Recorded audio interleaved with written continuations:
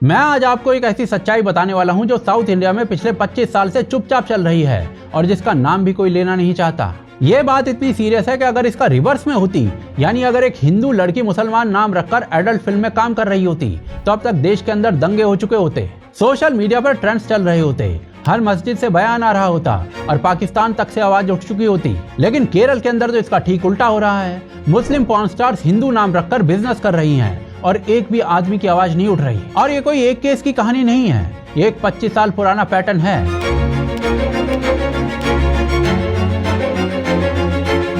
एक ऐसा पैटर्न जो छोटी सी जगह से शुरू हुआ था, फिर थिएटर्स में फैला, फिर इंटरनेट पर आया और आज OTT प्लेटफॉर्म्स के जरिए पूरे भारत के करोड़ों लोगों तक पहुंच रहा है। हर नई जनरेशन को ये कंटेंट मिल रहा है, हर नया प्लेटफॉर्म इसे और बड़ा बना रहा है और जिस कम्युनिटी की पहचान इस पूरे खेल में इस्तेमाल हो रही है, उस कम्युनिटी को अब तक इसकी खबर तक नहीं है। और इसीलिए आज के वीडियो में मैं 3 सवालों के जवाब देने वाला हूँ। पहला, ये पूरा खेल कब और कैसे शुरू हुआ। दूसरा, आज इनके पीछे कौन लोग हैं और इनकी असली मंशा क्या है। और तीसरा, ये खेल अब तक रुका क्यों नहीं है। कौन है वो लोग जो इस खेल को रुकने नहीं दे रहे हैं। वीडियो पूरी देखिए, क्योंकि जो नाम, फिल्म्स और एविडेंस मैं आज आपके सामने रखने वाला हूँ, उसे जानकर आप शायद यकीन नहीं करेंगे कि ये सब सालों से चुपचाप चल रहा है।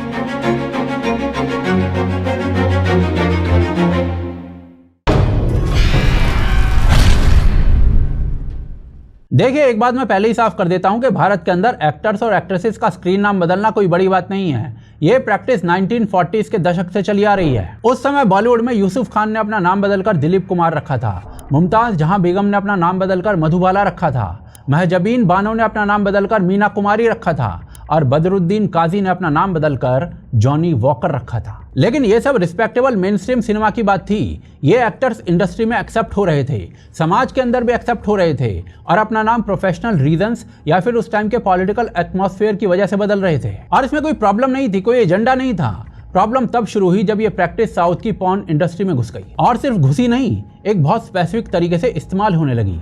चलिए स्टार्टिंग से समझाता हूँ। बात 1985 की है। केरल में उस वक्त फिल्म इंडस्ट्री स्ट्रगल कर रही थी, थिएटर्स खाली पड़े थे, बहुत फिल्में पैसा नहीं कमा रही थी और ऐसे में क्रॉस बेल्ट मनी नाम के एक डायरेक्टर ने एक छोटी सी फिल्म बनाई, ओटियान। फिल्म का बजट सिर्फ 10 लाख रुपए था और फिल्म का कंटेंट बहुत बोल्ड था। इस फिल्म ने 12 लाख रुपए कमाए और उसके बाद सेंसर बोर्ड ने इसे बैन कर दिया। लेकिन इस छोटी सी फिल्म ने एक बात साबित कर दी कि केरला में एडल्ट कंटेंट का बाजार है और लोग पैसा देकर उसको देखने के लिए तैयार बैठे हैं। और उसी साल एक और डायरेक्टर चंद्रशेखरन थाम्पी ने धूमम नाम की फिल्म बनाई।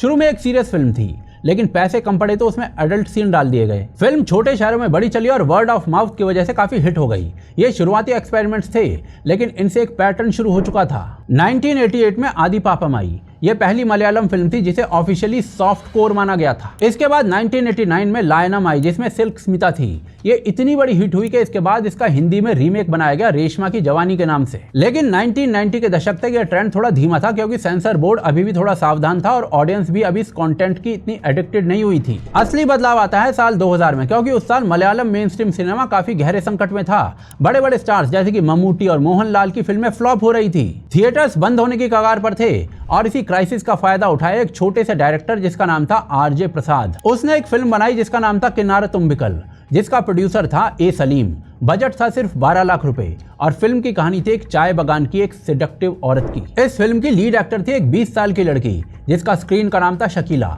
इस फिल्म ने सारे रिकॉर्ड तोड़ दिए। 12 लाख की लागत में बनी फिल्म 4 करोड़ कमाती है, 33 गुना मुनाफा। और इसके बाद ये फिल्म 6 लैंग्वेजेस में डब भी होती है, तमिल, तेलुगु, हिंदी, कन्नड़ा, उड़िया, सब जगह चलती भी है और तभी पूरी मलयालम इंडस्ट्री की दिशा बदल जाती है। अगले एक साल यानी कि 2001 में मलयालम में जितनी भी फिल्में बनी, उनमें से आधे से ज्यादा यानी कि 50% से ज्यादा सॉफ्ट पॉर्न फिल्में थी। और अगर मैं सेफ साइड भी लेकर चलूं तो आधी फिल्मों के अंदर शकीला थी। पूरे दौर का नाम पड़ गया था शकीला थरंगम, यानी कि शकीला की लहर। लेकिन अब यहाँ पर एक इंटरेस्टिंग ट्विस्ट आ जाता है। ये जो शकीला नाम था, ये उसका असली पूरा नाम नहीं था। विकिपीडिया, फिल्म स्कॉलर्स और उसकी खुद की ऑटोबायोग्राफी के मुताबिक उसका असली नाम है सी शकीला बेगम। वो आंध्र प्रदेश के नेल्लौर के पास एक मुस्लिम फैमिली में पैदा हुई थी। उसकी माँ तमिल मुस्लिम थी, पिता साउथ इंडियन मुस्लिम थे, लेकिन केरला की पब्लिक के सामने वो सिर्फ शकीला थी। एक ऐसा नाम जो सुनने में लोगों को हिंदू लग रहा था। और ये पहली एक्सीडेंटल बात नहीं थी। उसी दौर में एक और बड़ी एक्ट्रेस आई जिसका स्क्रीन का नाम था रेशमा। 1999 से 2005 तक वो मलयालम सॉफ्टकोर इंडस्ट्री की एक हाईएस्ट पेड एक्ट्रेस बनी रही। हर फिल्म के लिए 5 लाख रुपए लेती थी और इस बंदी ने इतनी फिल्में की कि एक समय पर शकीला की पॉपुलैरिटी भी इसके सामने कम हो गई थी। और रेशमा का असली नाम पता है क्या है? आसमा बानो, कर्नाटका के मैसूर की मुस्लिम लड़की। दिसंबर 2007 में पुलिस ने उसे कोच्चि के एक होटल से सेक्स वर्क के आरोप में पकड़ा और उसके बाद वो इंडस्ट्री से गायब हो गई। लेकिन अब पैटर्न देखिए यहाँ पर, इंडस्ट्री की दो सबसे बड़ी सॉफ्टकोर स्टार्स, दोनों मुस्लिम बैकग्राउंड से, दोनों ने हिंदू साउंडिंग नाम लिए, दोनों ने पूरे साउथ में लाखों लोगों को एडल्ट कंटेंट परोसा। और ये चीज अब कोइंसिडेंस नहीं थी। 2005 के बाद इंटरनेट ने इस थिएटर बेस्ड इंडस्ट्री को धीरे धीरे खत्म कर दिया। लोग फ्री पॉर्न ऑनलाइन देखने लग गए। लेकिन ये इंडस्ट्री मरी नहीं, ये बस अपना प्लेटफॉर्म बदलकर वापस लौटने का इंतजार कर रही थी। और 15 साल बाद एक नए फॉर्म में, बहुत बड़े स्केल पर और बहुत कैलकुलेटेड तरीके से वापस आई।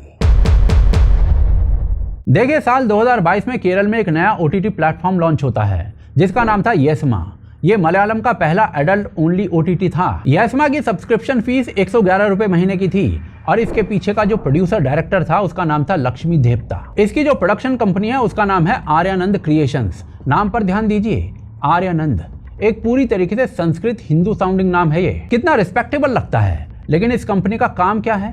एडल्ट कंटेंट बनाना। येसमा पर जो वेब सीरीज आई उनका नाम भी देखिए, पाल पायासम, जो कि हिंदू घरों में त्योहारों पर बनता है। Ladies hostel, saline tuition classes, sand timer, honey trap, psychedelic love और सबसे चौंकाने वाला विशु कन्नी। विशु केरला का सबसे बड़ा हिंदू त्योहार है और इस पवित्र त्योहार के नाम पर एडल्ट वेब सीरीज बना दी गई। और इन सीरीज में काम करने वाली जो एक्ट्रेस है उनका नाम भी काफी इंटरेस्टिंग है। दिया गौड़ा, श्रुति रंजीत, अनु लक्ष्मी, मारिया रोज वर्गीस, टीना नंदी, माधुरी महारचना, सजना साज। हर एक नाम हिंदू साउंडिंग है। हर एक कैरेक्टर में सिंदूर, बिंदी, मंगलसूत्र दिखाया जाता है। लेकिन अब जरा इन एक्ट्रेसेस के असली बैकग्राउंड की बात करते हैं। दिया गौड़ा येसमा की सबसे पॉपुलर एक्ट्रेस ही है। उसने पाल पायासम, लेडीज हॉस्टल जैसी कई सीरीज में काम किया है। जून 2024 में केरल के सबसे बड़े अखबार मनोरमा ने एक खबर छापी जिसमें इस एक्ट्रेस का नाम बताया गया, दिया गौड़ा उर्फ खदीजा। यानी कि मनोरमा ने खुद वेरीफाई करके बताया कि दिया गौड़ा असल में खदीजा नाम की एक मुस्लिम लड़की है। फिर आती है नीला नाम्बियार।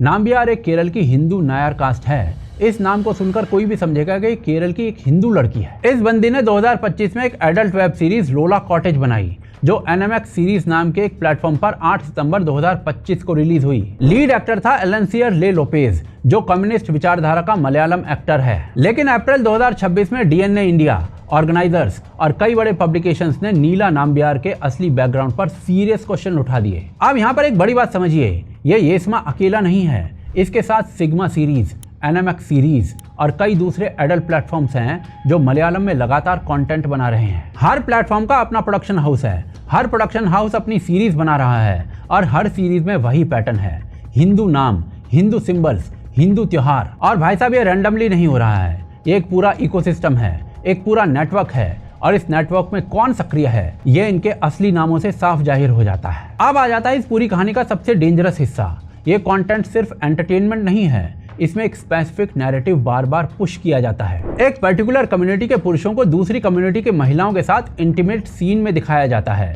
और जब इस नैरेटिव को लाखों लोग बार बार देखते हैं तो उनके दिमाग में एक इमेज फिक्स हो जाती है। और यही है साइकोलॉजिकल वॉरफेयर का असली रूप। बंदूकें नहीं चलती हैं, बम नहीं फटते हैं, लेकिन एक कम्युनिटी की महिलाओं की दूसरी कम्युनिटी के सामने इमेज कमजोर हो जाती है। और जिन लोगों को ये इमेज कमजोर करनी है वो ये काम बिना किसी आवाज के किए जा रहे हैं। हालांकि मैं इसके भी पक्ष में तो नहीं हूँ, लेकिन एक पल को जब बॉलीवुड में जब यूसुफ खान ने दिलीप कुमार नाम रखा तो समाज में उसकी रिस्पेक्ट बढ़ी थी क्योंकि वो एक लेजेंडरी एक्टर बना था। लेकिन जब आसमा बानो ने रेशमा नाम रखकर एडल्ट फिल्म की तो हिंदू समाज की इमेज कमजोर होती है, गिरती है। और ये बेसिक फर्क है जो केरल और पूरी दुनिया के हिंदुओं को समझना चाहिए।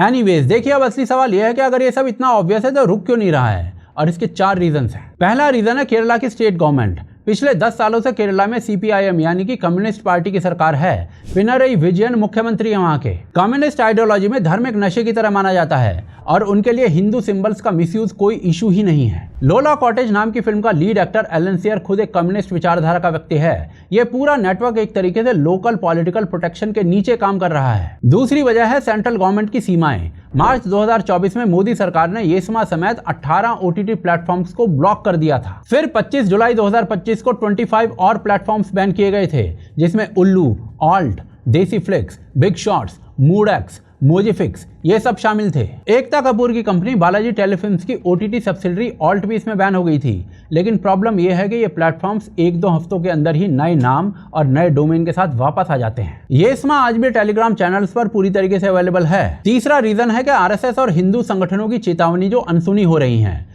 अक्टूबर 2024 में RSS के चीफ मोहन भागवत ने खुले मंच से कहा था कि OTT रेगुलेशंस बेहद जरूरी हैं, क्योंकि वल्गैरिटी सोसाइटी में बुरी तरीके से फैल रही है। बीजेपी के सांसद अरुण गोविल ने इस मुद्दे को लोकसभा में उठाया था। OTT प्लेटफॉर्म पर जो दिखाया जा रहा है बहुत अश्लील है, परिवार में साथ बैठकर देख नहीं सकते, इससे हमारे नैतिक मूल्यों का ह्रास हुआ है। क्या सूचना प्रसारण मंत्री ये बताने की कृपा करेंगे कि सोशल मीडिया प्लेटफॉर्म के माध्यम से अश्लील और सेक्स संबंधी सामग्री के अवैध रूप से प्रचार को रोकने के लिए वर्तमान में मौजूदा तंत्र क्या है? लेकिन जमीन पर हिंदू कम्युनिटी ने क्या किया? एक भी बड़ा प्रोटेस्ट नहीं हुआ इस मुद्दे पर। एक भी हिंदू ऑर्गेनाइजेशन ने आर्यनंदा क्रिएशंस या फिर NMX सीरीज के अगेंस्ट कोई मामला दर्ज भी नहीं कराया। एक भी हिंदू इंटेलेक्चुअल ने साइकोलॉजिकल वॉरफेयर पर खुलकर बात नहीं की। और यही चौथी और सबसे बड़ी वजह है हिंदू समाज की मूल कमजोरी। ये कमजोरी सोच की है। जरा सोचिए, अगर यही चीज मुस्लिम कम्युनिटी के साथ होती तो क्या होता? अगर कोई प्लेटफॉर्म आयशा, फातिमा और जोया जैसे नामों के साथ हिंदू एक्ट्रेसेस को बुर्का पहनाकर एडल्ट कंटेंट बनाता, तो क्या मुस्लिम समाज चुप बैठकर देखता रहता? एक हफ्ते के अंदर फतवे निकल जाते, प्रोटेस्ट होते, सड़कों पर भीड़ उतरती, हर मस्जिद से बयान आता, FIR दर्ज होती और शायद हिंसा भी होती। लेकिन हिंदू टॉलरेंट है और इसी का फायदा ऐसे उठाया जाता है। और ये प्रॉब्लम अकेले केरला की नहीं है, ये पूरे भारत के हिंदू समाज की कमजोरी है। हम संगठित होकर सोचते ही नहीं हैं। हम अपनी सिविलाइजेशनल इमेज के बारे में काम ही नहीं करते हैं। हम अपने घरों के अंदर पूजा करके सोच लेते हैं कि भाई बाकी काम तो अपने आप ही ठीक हो जाएगा। लेकिन सच ये है कि कुछ भी अपने आप ठीक नहीं होता। और अगर अब ये ट्रेंड नहीं रुका तो आने वाले 10 सालों में बहुत कुछ बिगड़ेगा।